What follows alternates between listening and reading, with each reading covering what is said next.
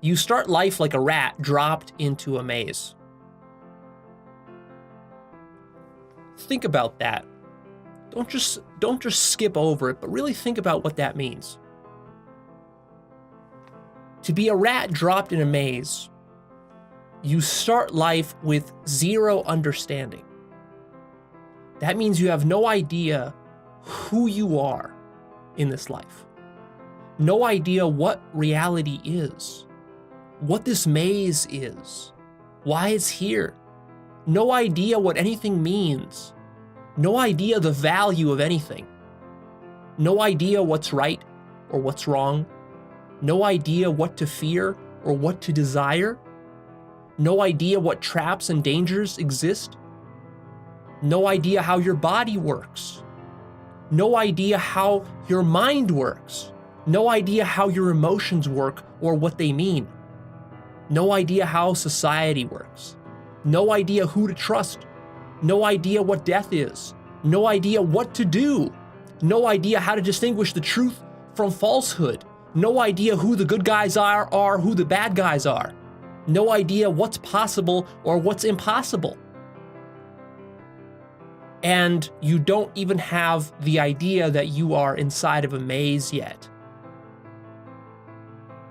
That's where you begin life. Think about that. That's a sobering fact right there. And that is your situation. You've been scrambling through this maze for your entire life, from the very beginning up to where you are right now. And this whole time, you've basically just been flying by the seat of your pants. You've been winging it. And mostly, you didn't even have an idea that you were inside of a maze. Because very quickly, you were bombarded with all sorts of programming from your family, from your school, from your friends, from your culture, from the media, and elsewhere, that started to make you believe that the maze is more well understood than it really is.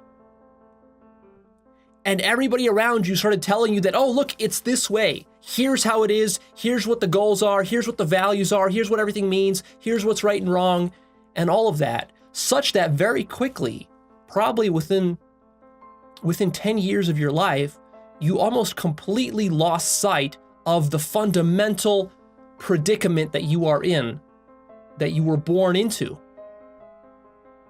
which is that you don't know. And these deep, profound existential questions about the very nature of the maze and why you're in it at all, these were very quickly replaced and crowded out of your mind by all the programming that you received. And then once you were programmed with that, then you went off to the races and you started crawling through this maze like the rat that you are, chasing after cheese. Convinced that what you want is cheese. Running from bit of cheese to bit of cheese to bit of cheese. But of course, the problem with every piece of cheese is that it only lasts you for so long. You nibble on it and then before you know it, it's gone. And then you're starving again, you need another piece of cheese. And so you keep running. And so that's where you find yourself. And in this process, you've lost sight of the big picture. And you've stopped asking the deep questions. You've stopped caring about them because you've been so convinced by everyone around you, by all the other rats running around, you've been convinced that they know what's up because all of them are chasing cheese. So you think that, well, hey, this must be a game of chasing cheese. That's what this thing must be. And then that's what you start to do. And this is such a big problem that you don't even know. You don't even realize that there can be an alternative to chasing cheese. And you forget about the big epistemic problems that you started life with. Namely, who do you trust? What do you do? What should you be working towards in this life? You've lost sight of this. You've stopped asking these questions. You've stopped caring about understanding. But understanding is the key to unraveling this whole maze, don't you see? Understanding is your fundamental problem. Whatever other problems you think you have in life, they all boil down to a lack of understanding, a lack of existential understanding. And the tragic irony of that is when I use that word existential or metaphysical or epistemic, people's eyes glaze over and they tune out and they think I'm talking about something that has nothing to do with their life. The tragic irony here is that understanding would solve all of your little petty problems, but you're so busy solving your petty little problems that you're too busy to care about developing deep understanding of what the hell is going on here. That's the core problem. See, most people are quick to choose the truth before they recognize the full consequences of what that means, because they think that they can choose the truth and honor their selfishness at the same time. But you can't do that. If you do that, you become the villain, not the hero. The villain is who maintains the status quo.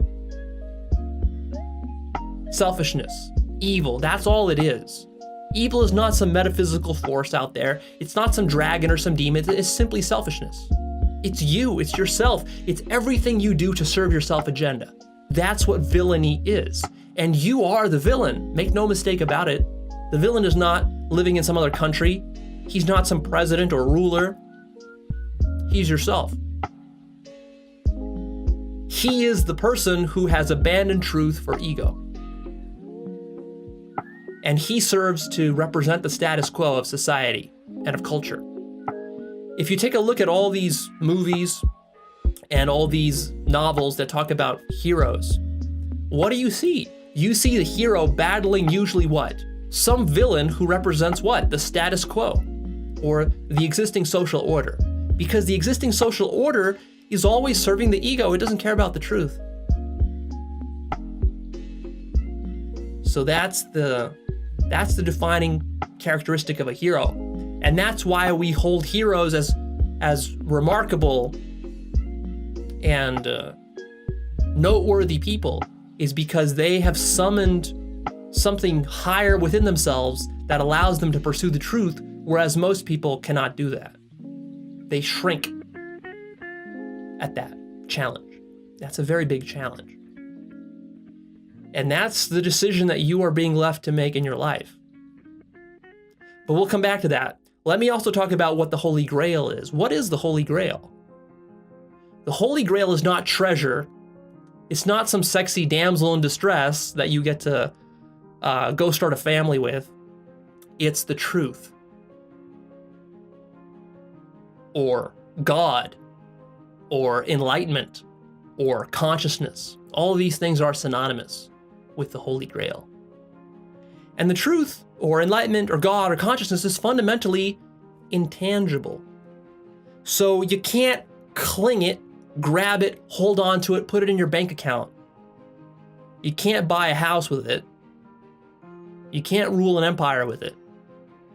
You see, that's why most villains don't care about the truth, because the villain wants power. Why power? Because power allows him to serve the self more, better. You see, you can't serve the self with truth, with God. You can serve the self with power, though. And the villain, because he's chosen ego over truth, doesn't want the Holy Grail. He will do everything to try to besmirch and destroy the Holy Grail, taint the Holy Grail, convince people that there is no Holy Grail. So the hero has to go fight the villain in order to let the truth shine forth, so to speak, upon the people. Because the villain usually tries to hold back the truth from the people. So that's where you get into this cosmic battle between good and evil, between truth and ego. It's very important that you understand that there is nothing external to be fought in life. There are no demons out there that you are fighting.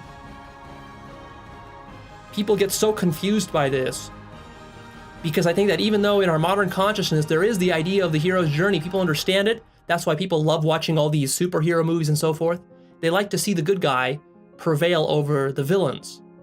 But really, this deludes a lot of audiences because I don't think they really understand what the journey is about. The journey is not materialistic. It is not about conquering some monster or stopping some plague or some disease or stopping some terrorists or defeating some Nazis. That's all metaphor. It's just metaphor. You got to see what the metaphor is telling you. The metaphor is telling you that you need to go on an inner spiritual journey. You.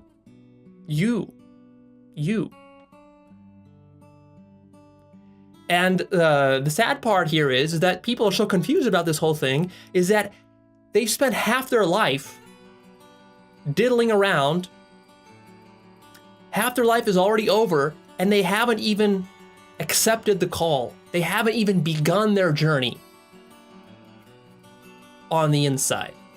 And they trick themselves with perhaps telling themselves that, oh, I am on a journey already, Leo. But really, you're on some materialistic journey. You're chasing a wild goose. So if you fancy yourself as on a real hero's journey to pursue money or career success or a family, this is not a real hero's journey. In a sense, it's actually a trap and a distraction. You've misunderstood what the hero's journey is about. You're no hero in doing that. You're actually very ordinary. And actually, that is the path that produces villains. So by taking the materialistic path, you will become a villain. This is guaranteed. You will become a villain because you can't help yourself.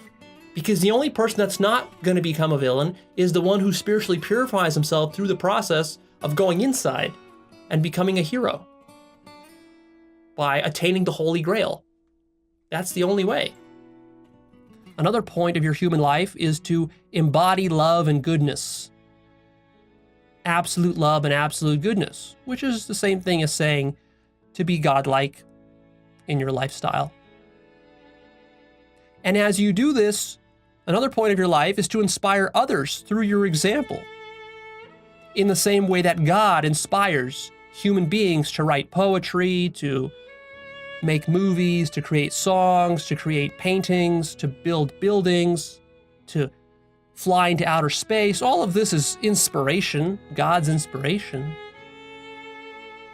But now see, when you realize that you are the creator and you take full ownership and responsibility for your creativity and what you create, and you start to do it consciously from love and goodness, having conquered your fear and your own selfishness and egotism, now you can inspire others through your example to also become godlike like you, and also to realize themselves as God. And the reason, of course, that you want to do this is not to earn some money from them, or to get some sex from them, or to get approval from them, or to become a guru. You want to do this because you as God realize that you are one. And so therefore all those other people, all those other parts of you, your sisters and your brothers, that the greatest gift that you can give to them from God's position of love is the realization that they themselves are God. And so you can help them to unify the various divisions within God that were created. So stay tuned.